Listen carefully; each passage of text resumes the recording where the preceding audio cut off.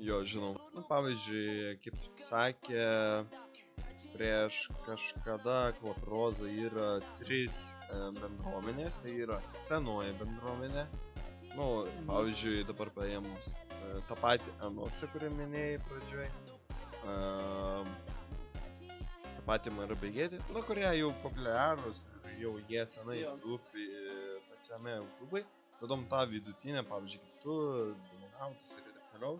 O ta naujoji, pavyzdžiui, kaip aš ir tie kiti naujieji, kurie vos jau turi 1000 silvų. Tai man apie kiekvieną pakomentuot kažką? Nu, jo. Tu daliu. Nu tai senoji baisiai daug ko negaliu, žinai, sakyt, nes jie vis tiek pirmieji pradėjo, jie ten jau atkalė sistemą arba tiesiog jau, žinai, čilina, kaip pasakyti, jau nebe tiek stengiasi, tai baisiai daug apie juos nepasakysiu, bet labai fainai, kad, žinai, vis dar YouTube'ina, nes daug iš tų